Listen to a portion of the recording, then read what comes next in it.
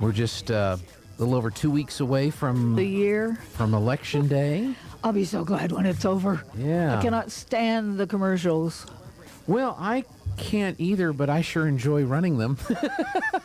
Well, I mean, on television you hear them all the time. You know, you see all this crap, literally crap. Yeah. Oh, I remember the commercials when Susanna, you know, they were throwing more mud then than anything at each other. Instead of saying, I will do such and such. Right. I plan on. There was never any, I'm going to try to do this, and this is what we hope to get done. Oh, no, it's, you know, let's see how those don't work. Those don't get people's attention. People don't talk about those No, they just talk about the mud. One year I was with a group of broadcasters. We were in D.C. meeting with our legislators, and we were in Senator Bingham's office. And the senator had not been the friendliest towards the broadcasters, and we were trying to figure out, you know, how do we improve our working relationship with the senator. We had a great relationship with Domenici. Yeah. Bingham, you know, not so you much. never heard anything bad about Domenici. Not until after he was out. Yeah. But no, really, you never. Not until after he was out. And I actually met the man. Oh, yeah. Ran into him in the DFW airport. Yeah. And I recognized him, and I went, oh, it was like seeing a rock star. Yeah. You know, I went up to, I thought, okay, be brave. And I went up to him and, you know, introduced myself and obviously told him where I lived and, you know, the state and all that. Nicest person. It was just like he'd known me forever. And he was headed somewhere, and the little cart was, you know, picked him up, and he said, come on, let's go. And because we were headed at down the same thoroughfare there. Delightful person. Oh, yeah.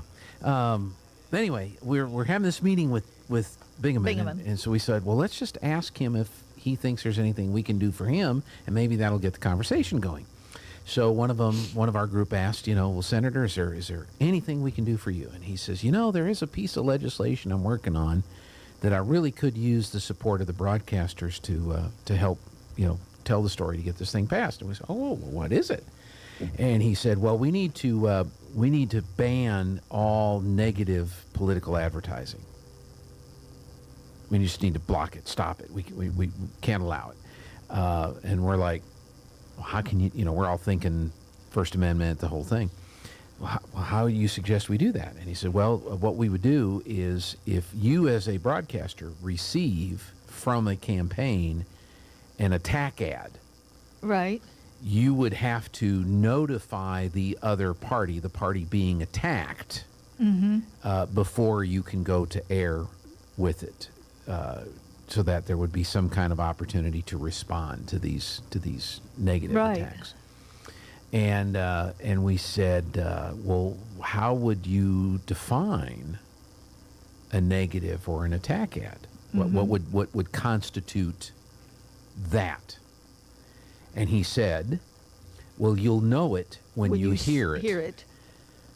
And we all looked at each other like, this is absolutely insane. You can't, if you're gonna that would be like you picking and choosing.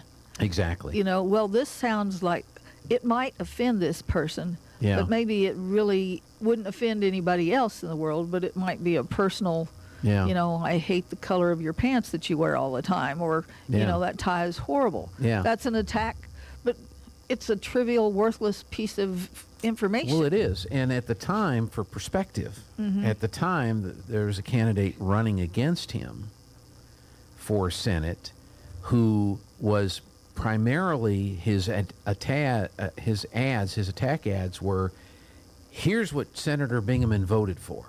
And I think that's wrong. Here's what Senator Bingham voted against, and I think that's wrong. And he was just hammering Bingham on his record. Yeah. Here's how he voted. And the senator didn't like that and wanted it to be deemed attack or negative, and wanted to have the broadcasters basically screen these types of ads on his campaign's behalf. So, needless to say, I don't think our relationship between the broadcasters and the senator ever improved after that. But okay. But those were the days, you know, and Recently Vice President Pence was in town and had a little powwow with some energy people. And we were asked to come and cover part of the meeting, not the entire meeting.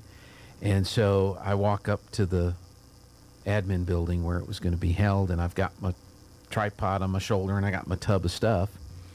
And it's local law enforcement officers, and they say, well, we have to inspect your what you're bringing in. I say, come on, guys, you know who I am. I know, but we have to look. And I thought back to the first time I met Senator Domenici. And he was in the area, and we had scheduled to pre-record an interview here on a Saturday morning. And I kept thinking there'd be Secret Service or security or something like that. Nope. I think it was Pocorn was driving them around, and they just parked in front of the building and walked in the door, and we sat down to do the interview. And I said, well, where's all of your entourage, your people? And he says, well, I don't need any of that. Good boy. So some people, now you wonder today, as crazy as some people are, could you get away with that today? Right. Without having some... if you didn't tell anybody except your people where you were going, you could probably just... Of course, Pence is very recognizable, I think. Yeah. Only because he's been in the, on the news, on television, a camera in his face for so long. Yeah. But this wasn't a public event per se. Right, I mean, it wasn't advertised to the public. No, but I meant if, like, I can't think of somebody right now famous. Meghan Markle. Whatever. She's recognizable, though, too. That's but true. if you picked a movie star or something, and they went into Kith and Kin like a normal person, and had their slouchy sweatshirt and ball cap on and ordered coffee, and they didn't have a face full of stage makeup, you're not looking for that person. So you might have a hint that later that if you paid attention long enough that, they kind of look like so-and-so. But what would they be doing at Artesia? Yeah. So you're not looking for that person at that time. So you might, they very well might get away with it because you wouldn't necessarily recognize them. That's true. That's true. So, but you're right about the rock stars of the political people on those trips that I took. We got...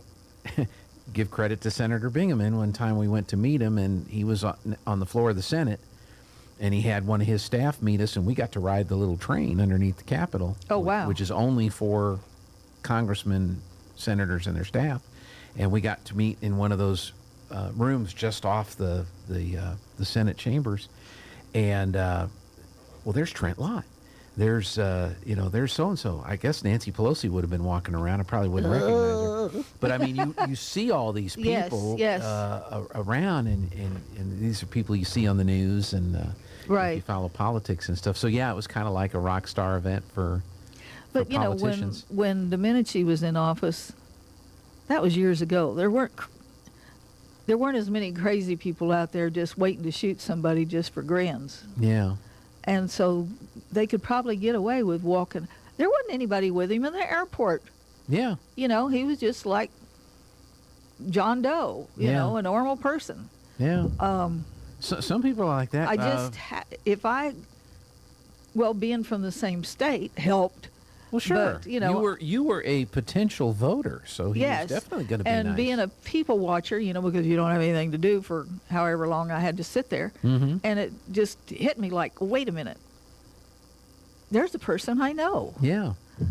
That's your senator. Yes. And it's kind of crazy. Well, you have anything you want to talk about or discuss today? Anything on your mind? There's a good possibility we're going to have a shred day for America Recycles Day. Okay. If so, it will be the 18th of November, 10 to 2, and I will give you a location as soon as I quit hearing tentatively. So if you have documents and you think this might be a cool way to get rid of them now, start digging. Okay. Pull them out of your drawers or dresser drawers, file cabinets, obviously. Wherever I didn't you say keep anything. I know, but sometimes, golly, the way we talk anymore, it could be offensive to somebody. I know. It's like, yes. So get them out there if you want them disposed of properly, as in shredded. Okay. So, but we'll give you more information. Find out from your tax accountant or whatever how many years you have to keep your records, right. And then if it's beyond that date, bundle all that stuff up to get it shredded. Stuff. You know, we always have one during e-waste. Mm-hmm. Same people will be coming tentatively. She's got to call me back. She says, "Oh, I'm sure it'll be fine, but let me, well, come on. I want to start some advertising That's here, right. So, yes, but so plan on that at least. Okay. So, That'd be a good time to get rid of some of that stuff. And the 18th is a Friday. Okay. So in November, so should be a good day. Should be a good day. Yes. Weather shouldn't have any effect at all on whether or not you bring stuff to be shredded. No. No, it should not. Yeah. Unless you're getting drenched when you're getting out of your vehicle and popping your trunk and, Yeah. Yeah. We, around here, you never know. That's true. That's true. Yes. A friend of mine posted something on Facebook, and it was the weather around here, and, they were bundled up with icicles dripping off of them in the morning, and in the afternoon they were, sitting out in the swimsuit about to die of heat. Oh, yeah. Yeah. That's why you see a lot of people with jackets and shorts. Yeah, because you don't know what part you're going to have to get rid of. Put on more on the bottom or take some off on the top. On the top, yeah. Yes. That's right. I think we ought to get back to the ghost stories. 'Tis the season. Well, like I've often wondered, they built that new apartment complex on Roselawn. Oh, yes, where on the old hospital. I wonder if there's been any activity. Yeah. Well, wasn't the old hospital supposed to be haunted? That's what I'm saying. No, really. Have you right. not? Yeah. I'd heard that. And then so a lot of the fill that they used to fill that in when they went to build the apartment complex came from the materials from the not all of it, because they had to do a bunch of asbestos removal and stuff. But has there been any stories coming from, I know somebody that lives over there. Okay. So I'll plant that seed and see if I can learn lights anything. Flicker or doors open and close or... Well, I've often wondered of my house, but nothing. Yeah. Only because that was Dr. Strasky's old building, and somebody said, he had an office there, and Bill Morton told me one time he was born there. Okay. Okay. Well... Could there? Yeah. There could be, but apparently, if there is a ghost, they must be real happy with the way I'm taking care of it, because nothing has gone on that was weird, I don't know. Jeffrey was telling a couple of stories, and so I'm sure there are ghost stories from Artesia. Oh, but, there's got to be more than what, Pastor Perry and I were talking about where his church is right across from the underground school. Abbo School. That hasn't been a school for a long, long time now. But are there any stories from... in the very first year we did e-waste, that was the project, because that school was the graveyard for all dead electronics from the school system. Right. And the kids and I obviously were down there, and oh my gosh, You heard things? No. Oh. Not a thing. Okay. But let me tell you, when you turn the lights out, you cannot literally see your hand in front of your face. Well, yeah. Because obviously there's no windows or anything, so that was kind of cool.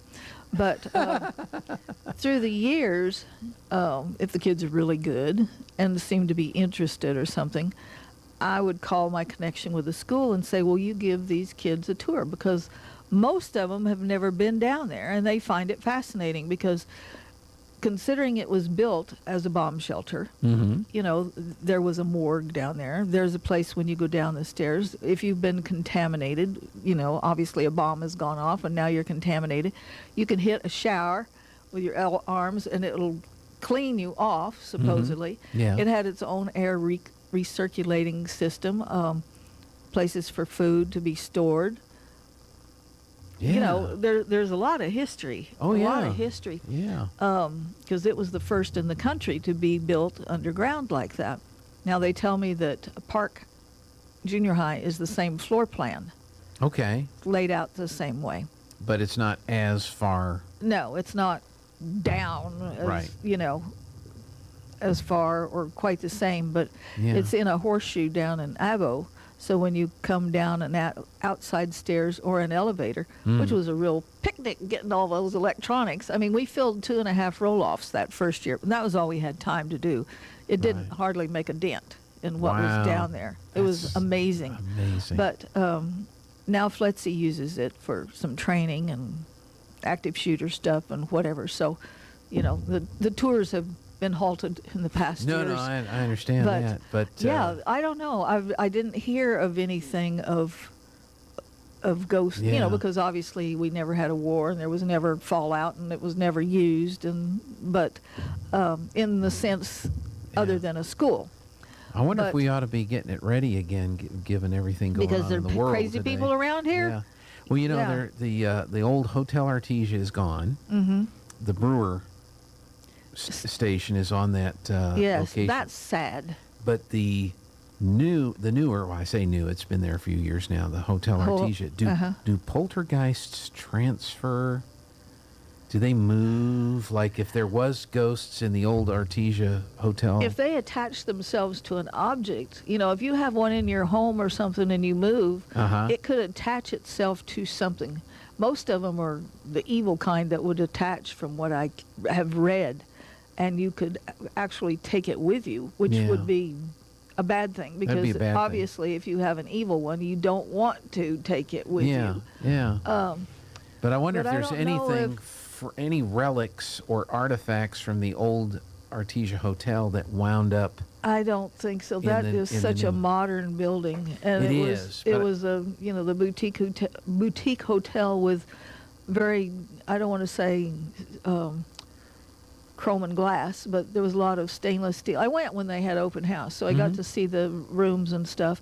Gorgeous the way it was yeah. done, but super modern. Yeah. Yeah. So I don't think there would be think anything Okay. antique Yeah. in there at all. Okay. Probably not then. Yeah. So this is something you've thought of. This is something you probably pay attention to. Do you watch some of the shows on TV and some of the where they try to go? I and- have seen some of those Yeah. where they, I can't even tell you the name of it now, because now it's on a channel that I don't get, where they go and try, spend the night with their Yeah. That's I didn't know if you- equipment to see if there's anything going on. Yeah. And you can either decide, there is, or there isn't, or Yeah. it's for show. I don't know. There's got to be some of the place. Like is the movie theater haunted by chance, or even the Ocotillo, because that's an older building that's been Yeah. around for a long time. But did something ever happen in there? Did somebody ever die, or was there? Does that have something to be the I don't the know. incident that creates this scenario? Does somebody? Well, when you read enough, that's usually what has happened. Is That's usually, something, yeah. somebody died or something. Yeah. What if it's yeah. just somebody that lived or worked there for a long, long time, and when they passed away, they Decided this is where they want to wanna hang out. Hang out, yeah. I don't know. The old customs house there in Deming, across from the armory, is supposed to be haunted. And when they were redoing that years ago, I was wallpapering and stuff over there, and a friend of mine that was decorating, he said, we would just love to spend the night in here. Huh? Of course, we never were able to. Right. But just to be there at least 24 hours to see if we Anything happened. could, hear, feel, see, anything. But it's Yeah. supposed to be haunted. It's supposed to be haunted. Well, you've got the old armory, the National Guard Armory up at 13th and Ritchie, that is now part of the school system. Oh, yes, It's their warehouse offices and stuff. And I don't know if that's old enough, or if anything ever happened there that would. That's not a very big armory, was it? No, it's not. No, very because the big. armory, the old one over here on 4th and Center, Right. the city one's has still there, now. yeah. But it doesn't seem very exciting. I mean, I've got Yeah. stuff in a little bitty storeroom, and that's where I store Yeah. all the recycled The silk transmitter carton. building for KSVP used to be the radio station until '68, and there's still some really, really old things that are in there, but it's not a very big building, and I'm not aware. The only thing we've ever had in there has been bees. Well, that's not too terribly. Well, it could be I think a cat exciting. got I in was there gonna once say and it's not- died, but I don't think Ah. I don't think anything else. Well, we ought to.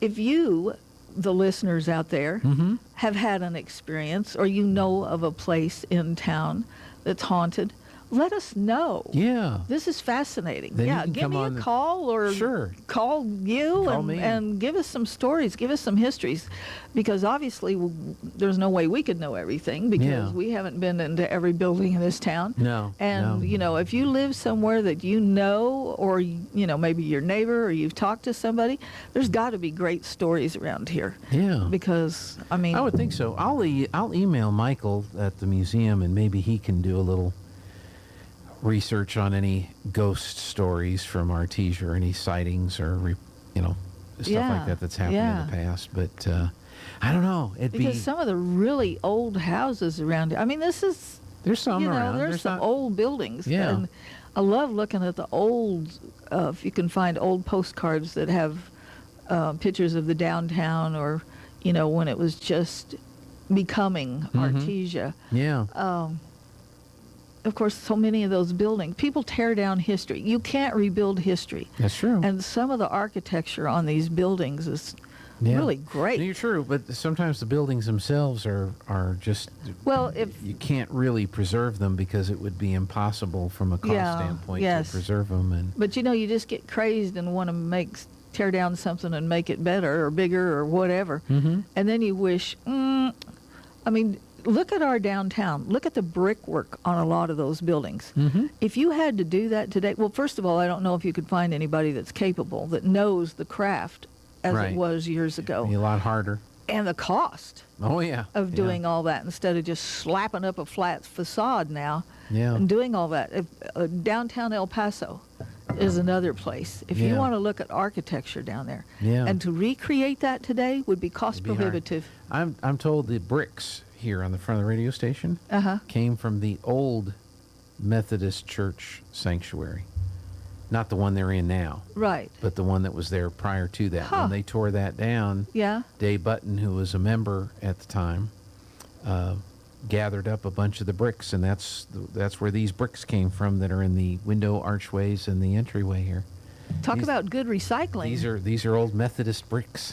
All right. Well, you're protected, maybe. I'm hoping that's the result of that.